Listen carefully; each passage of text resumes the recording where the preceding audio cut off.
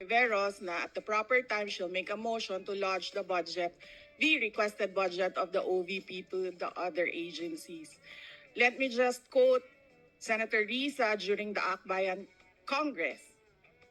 Alam ko po na ang daming kalat ni Duterte na hirap tayong linisin. Ang kadiliman noong panahon niya ay talaga namang nanuot sa ating lipunan para mansa na napakahirap tanggalin. At habang ang anak niya ay may kapangyarihan pa, hindi magiging madali ang ating laban. While VP Sara is in power, the threat of a full-blown Duterte comeback is still a very real and present danger.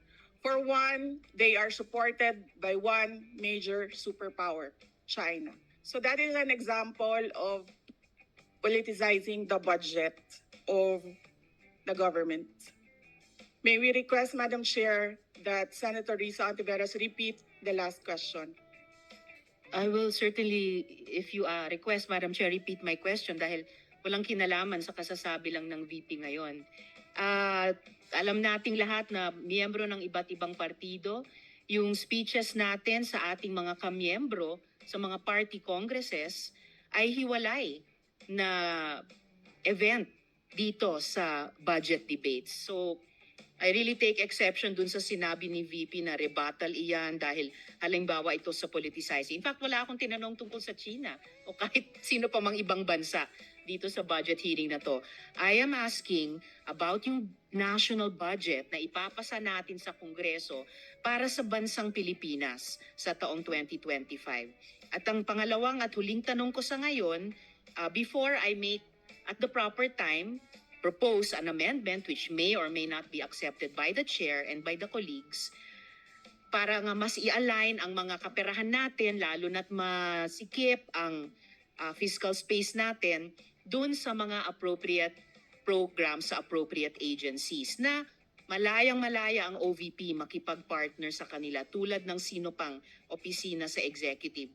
Ang tanong ko po ay ilang mga libro ng isang kaibigan ay bibilihin at i-distribute at ano, if the VP could tell us more about the contents ng librong ito. Madam Chair. Madam Chair, the book is not for sale. We only pay for the publication of the book. And we will send Senator Ontiveros a copy so that she will know what is the content of the book. Oh, this question is not only for me, Madam Chair, para rin para sa mga kasama dito sa budget hearing. Baka ilang araw pa bago mapadala at mabasa ko, which I certainly will. But I am asking a question bilang isang mambabatas sa head of agency ng isang opisina sa executive dito sa budget hearing na to. Simpleng tanong. Tell us more about the book, isang kaibigan, at ilang kopya nito ang bibilihin ng gobyerno sa halagang 10 milyong piso at i-distribute sa kasama ng mga bags sa 1 million learners sa remote communities. Madam Chair. Madam Chair, this is an example of politicizing the budget hearing through the questions of a senator. Ang problema niya kasi, nakalagay yung pangalan ko doon sa libro. At yung libro na yan, ibibigay namin doon sa mga bata. At yung mga bata na yan, may mga magulang na boboto. At yung pangalan ko ay nagkalat doon sa kung saan man ibibigay yung libro. Madam Chair, we commit to send tomorrow everyone in this room a copy of the book.